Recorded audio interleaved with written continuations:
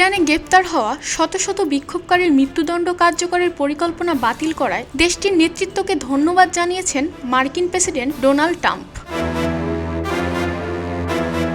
নিজের সামাজিক যোগাযোগ মাধ্যম ট্রুথ সোশ্যালে দেয়া এক পোস্টে ট্রাম্প লিখেছেন, আমি ইরানের নেতৃত্বের প্রতি অত্যন্ত সম্মান জানাই, যারা নির্ধারিত ফাঁসির আদেশ বাতিল করেছেন।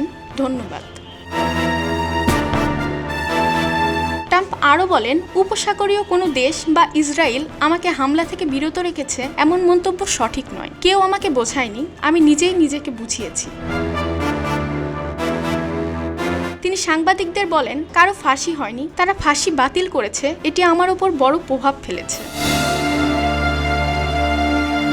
এর আগে বৃহস্পতিবার হোয়াইট হাউস জানায়,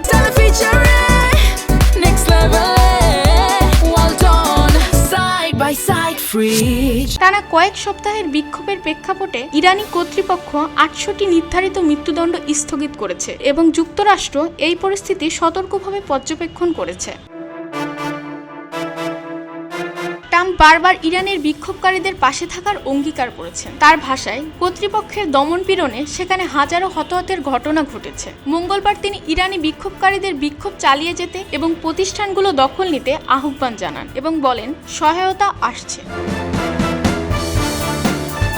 একই সঙ্গে তিনি সতর্ক করে দেন, বিক্ষোভকারীদের ফাঁসি কার্যকর হলে তেহরানকে খুব কঠোর পদক্ষেপের মুখে পড়তে হবে।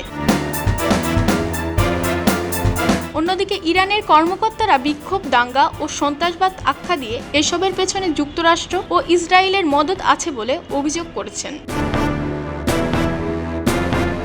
গত ২৮শে ডিসেম্বর ইরানে প্রাণঘাতী ও সাংঘাতিক বিক্ষোভ শুরু হয়, তবে হতাহত বা আটক ব্যক্তিদের সংখ্যা নিয়ে ইরানি কর্তৃপক্ষ এখনও কোনো আনুষ্ঠানিক তথ্য প্রকাশ করেনি।